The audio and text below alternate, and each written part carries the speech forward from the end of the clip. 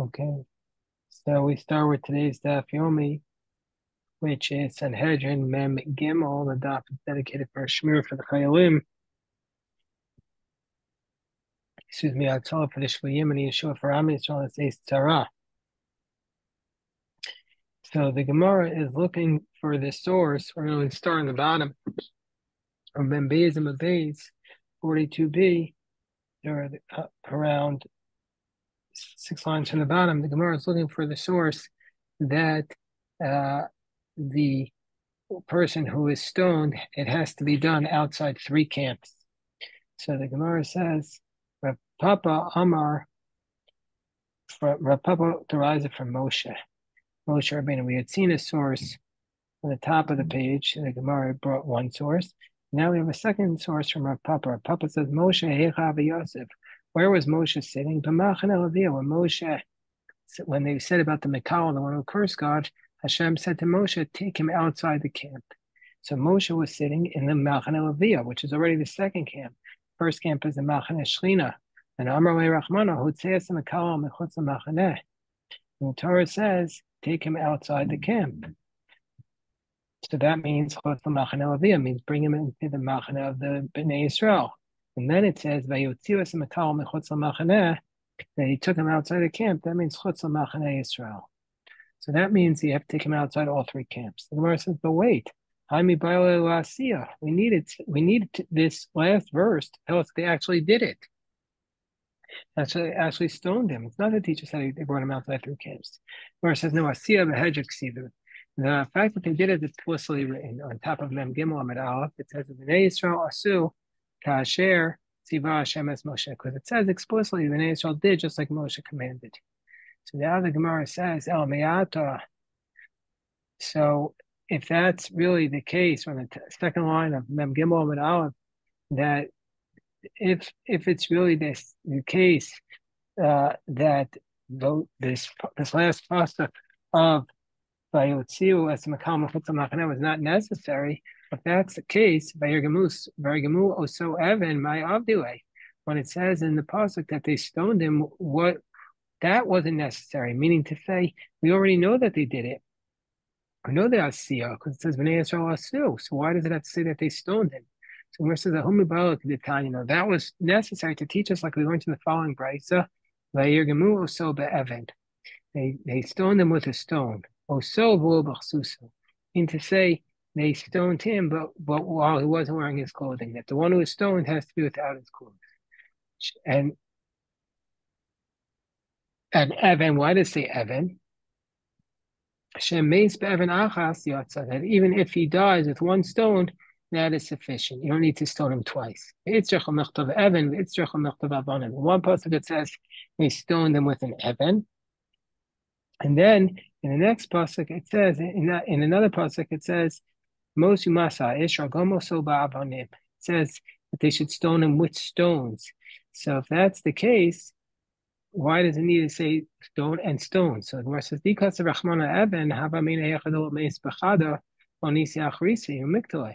it just wrote stone and the singular, I would have said, well, in the case where he didn't die with 1 stone, don't bring another stone and kill him. So therefore, therefore the Torah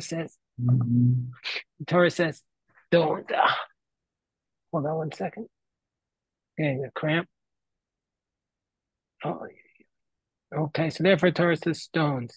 Because the Rahman Avanim, and if the Torah said stones in the plural, Havabina Meikar Naisi Takti, that from the beginning you have to strike him with 2 stones. So we say because the Rahman Av. So therefore the Torah writes it as 1 stone. Gemara says, Vai Tana, Nemar Kamar. So now the Gemara asks another question. But the earlier Tana that we said, remember yesterday's daf, we give a different source for this. He learns it out from a Gzeira Shava from it states by the Parim, and he learned it out from the bulls. So how is Rav Papa arguing with that brayso? Rav Papa can't argue with that brayso. He has a Gzeira Shava. So that's what the Gemara is asking. Never come. The earlier brayso had a Gzeira Shava. So the Gemara says, Ilulo never come. No, he says no. That the Rav Papa's reading that brayso saying, if there were not been a Gzeira Shava, meaning to say, if it had not been able to be Ilulo never come. Meaning to say it's as though it was not said. This is how we read it. If there was no pasuk, if the pasuk wasn't deriving it, then I would have said it was a gzera shava. Achshav shenemar kra gzera shava l'tzarach. So our Papa says, but now that there's a pasuk, we don't need this gzera shava. Rav Ashi gives a different source for the idea. Rav Ashi gives a different source for the idea of the stoning. Rav Ashi says, Moshe hechavi Yosef, but Moshe was sitting in the Levi camp. And Hashem said, take him outside the camp. That means outside the Levi camp. El michutz l'machaneh, but it says El, that means chutz l'machaneh Israel. That means outside the Israelite camp. And then they took him out Asiya. That's to teach us that they did it. Where it says, but Asiya v'hejek but it says that explicitly that they did it. Bnei Israel asu kasher tiva Hashem es Moshe. Bnei Israel did just like Moshe commanded. Where it says, no, ahumi bayo echadu esmicha echadu edechia. No, that was to teach us that one is that you're supposed to put your hands on the person before you stone him and do a confession with him. That's called the smicha, like we do with a korban. You lean your hands upon him, and then the other one is that you're supposed to push him off of the elevation.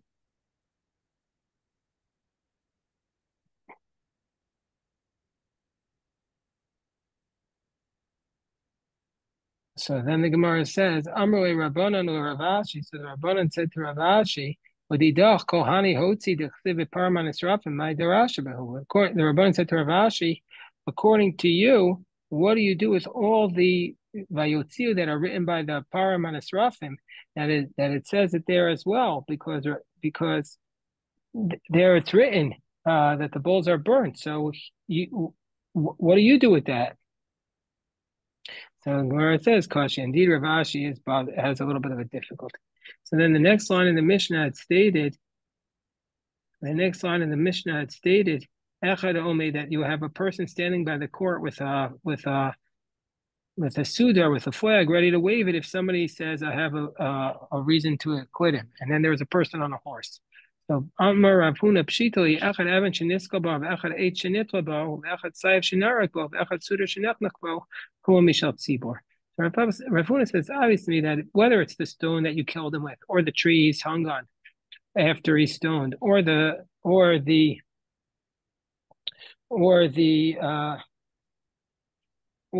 sword that you chopped off his head with, or the scarf that you strangled him with, Kua Mishal Tzibor. In all these cases, the community has to pay for it. My time, why do we not? Because why? What's the reason? Because from him, we're not going to say, Zil go bring the tools to execute yourself. But by Ravuna asked the question, this scarf that you wave to signal that there's maybe a reason to acquit, and the horse that you run to stop the execution, Mishal me. Who has to pay for the flag and the horse? Do we say Mishal Mihu? Kiven the day, since it's to save the defendant, maybe Mididehu. Maybe he pays for it. So, or maybe since the court is obligated to try to stop the execution, maybe it's from the communal funds.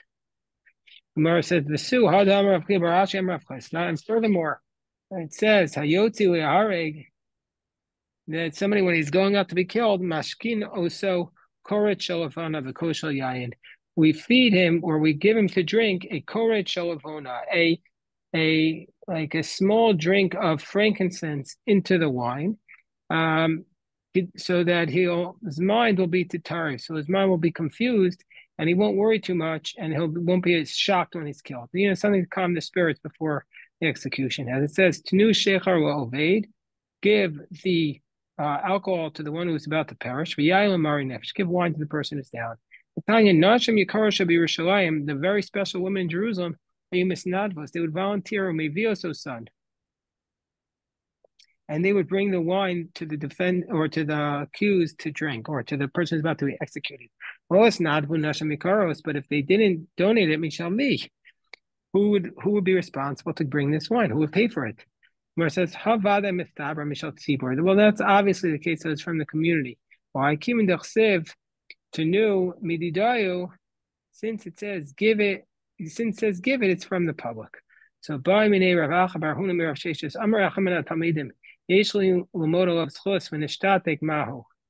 Let's say there was one of the students there who says, I have a reason to acquit him. Now, we had said in the Mishnah that we elevate him to the court on that basis, but then he became struck with muteness and he was unable to finish his statement.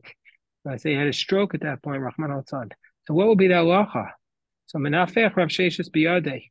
Rav Sheshes blew in his hands, meaning to say, he says, well, once he's quiet, what are you going to do? Because if it would be the case, you have to worry about that, then nishtatek afil echa b'sof ha'olam nami. But then even somebody's on the other side of the world, we should also be concerned if he's going to have to be killed. Maybe there's somebody there who knows something or not. I mean, there's a limit.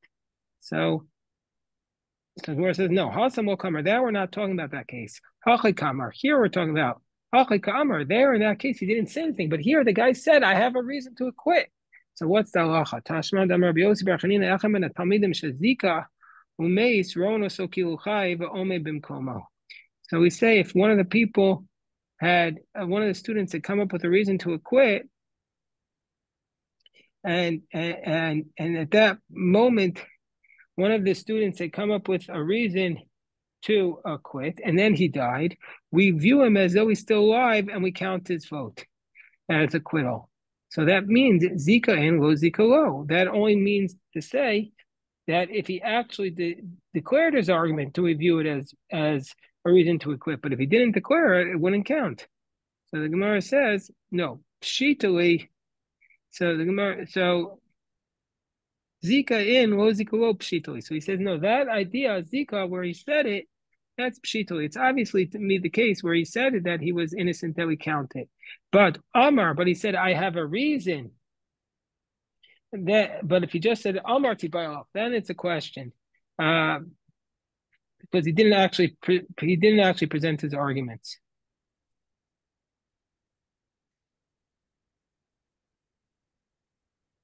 So then the Gemara says,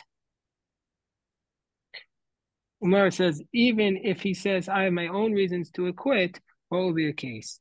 That we listen to him as long as there's mamish b'dvaras. V'afilu pam rishona v'shniya. Even if he said it once or twice. V'atanya pam rishona v'shniya ben sheyesh mamish dvar ben she'ei mamish dvar machzira. So, but we said if it's once or twice, then as long as there is mamish to his words, we're going to bring him back. From that point on, after twice, only if there's some substance to his words, we bring him back. So Amar Papa Terguma Mipam Shnia Ve'elach. So our Papa said that's what you have to say. From the second time onwards, we only listen to him if there's mamish. After the second time, we only listen to him if there's some substance to his words. Minah Yade, how do you know if there's substance to his words? Amar Abai Demasrino Zuga de Rabbanan. We send him with a pair of rabbis who accompany him. Ika mamish b'dvarav in. If there's mamish to his words, they'll recognize it. Ilolo. So the Gemara says, "V'lim sarwei meikara." So the Gemara says, why do we do that only after the second time? Why do we wait for after two times? Why don't we send them with them from the beginning? Gemara says, Agav debayis lo matzi amar kol ma'idei islay. No, because we're concerned that he's going to be so afraid at the beginning, and so he's not going to say anything that he has. And so therefore, the first two times, we allow him to come back, even if his words have no merit whatsoever. But after the first two times, he has to have some merit to it. So now the Mishnah says, Matzu is chus patru. If they find a reason to acquit him, they release him. And lav, yatzo isakel. If not, he goes out to be stoned. Uchruz yotze ufanav. And a proclaimer goes out before him and says, Ish poni ben poni yotze isakel. He says, this person is going out to be killed. Al sha'avra avera ponis, because he violated this sin. Poni ben poni edav. And these two people are his witnesses. Whoever knows the merit can come and teach it. And they need to say, they need to say on this day, and that time, and in that place, because maybe somebody will know and will come and impeach the testimony. Okay, so now we have something extremely controversial. Let me just see if I can find it here. So I'm not going to do the whole thing. I'm just going to give you a little bit. I'm just going to give you a little bit about it. So this is something I've never done in all my years of doing this on Zoom. I'm going to share a screen. Share a screen. See if I can figure that out. Here we go. Okay, beautiful.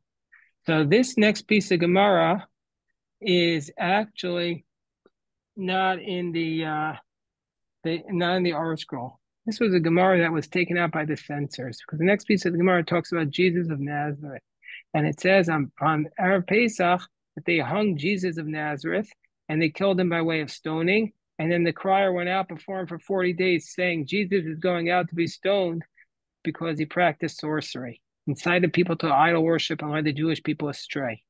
So obviously, as you can see, let me just stop the share. I'm not going to go into this Gemara now because, hold on, because you don't have it. And also, actually, I don't have the text with me. My Masifta Shas, which has it, is back in the yeshiva. Is the one day I don't have it. But basically, this is a very controversial Gemara. Came up in the disputation of Paris with Rabbi Chil of Paris. And they say, you see, the Jews killed Jesus. Right there is a proof they killed Jesus. And so then Yechiel of Paris, Rabbeinu Yechiel of Paris, came up with the response saying, no, that's not your Jesus of Nazareth. Not every Louis in France is the king of France. And so he says it's a common name back then. It has nothing to do with Jesus, nothing to do with your Jesus. Anyway, okay, so that's a version that you should be aware of, and your Gemara is missing.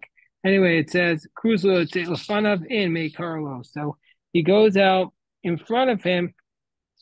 He goes out in front of him, but May Carlo, but not some days in advance. And so that then they have the whole Gemara. Amar Rabbi Yeshua ben Levi calls Oveachas Yitzro or Misvada, whoever, or on top of Mem Gimel on the base, whoever conquers his desire after the Yetzer entices him to sin, he slaughters it and he repents and he confesses. A malo of Akasav Kilu Kibdo Kodesh Baruch Hu. The verse looks at him as though he has basically worshipped God, as though he has honored Hashem. Bishnei olamim, in two worlds. Because it says Zilveach Toda Yechab done in me, because the one who brings a sacrifice has honored me. And since it has two nuns, that's why we say this world, Shnei Kibodim, two worlds.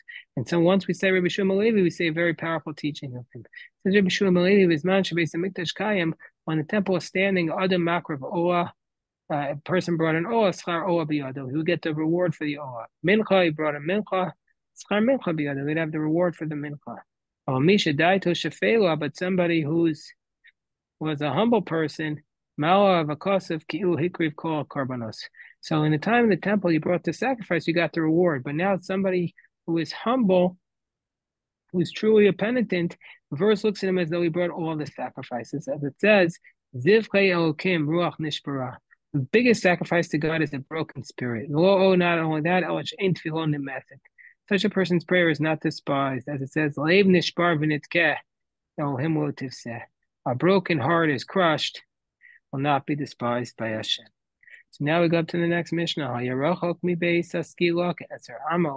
When he's 10, when he's standing approximately 10 amos from the base of Skilach, in the place where he's stoned, Omrim, we say to him, Isfada, confess. Shekain Derakol Mumasim Isfadim, because all the people are about to execute it confessed.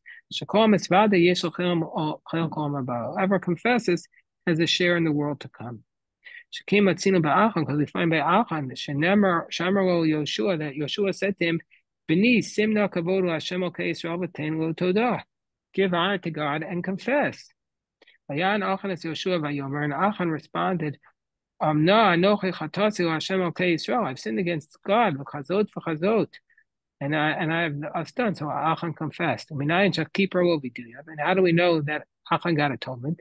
As it states, Vayomer Yoshua. Yoshua said to Achan,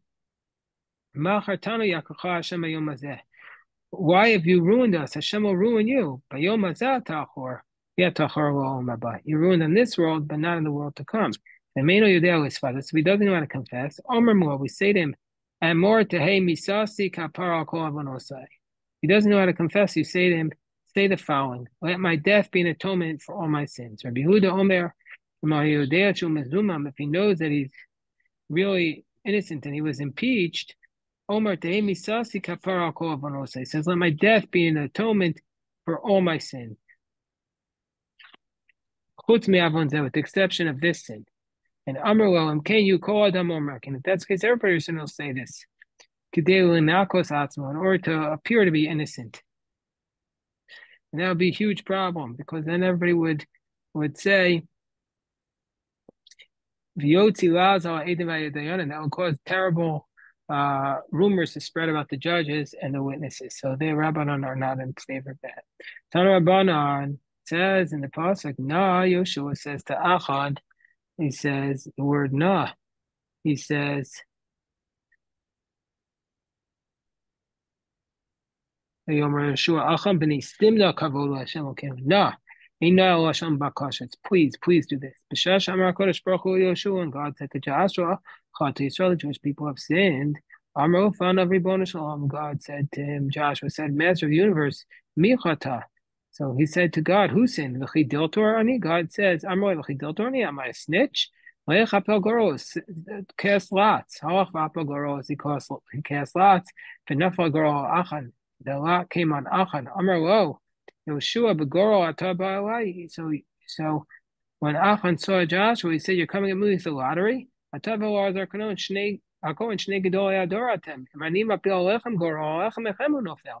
He says, how do you know it's me? I could cast a lot on you and Elazar and it'll fall on one of you. Amrlo, Joshua said, I beg you, don't place rumors on the lots. That's how the land of Israel will be divided up through a lottery. As it says, give a confession. That we're all dependent upon the lots. Ravina Amar Shachude Shachte B'miloi. Joshua bribed Achan with words. Are we really asking you anything from you except a confession? Confess and you'll be exonerated. Immediately,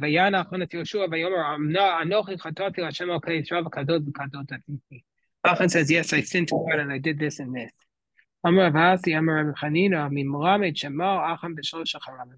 Achan really misappropriated 3 times because he says, Kazos v'kazos asiti. Shnai mimei Moshe v'echad mimei Yoshua.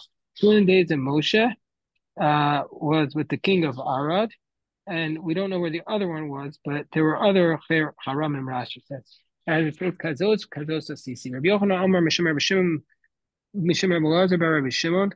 Hamisha, he did 5 times. Arimei Moshe v'echad mimei Yoshua. 4 in the days of Moshe, 1 day of Yoshua. It says Anochi chatasi kazos asiti. So Gemara says, well, if that's the case, why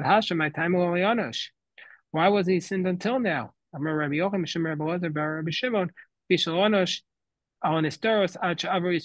Jewish people weren't punished for the secret sins until they crossed over the Jordan. When they were on the other side of the Jordan, they were only punished for the revealed sins. And how do we know this?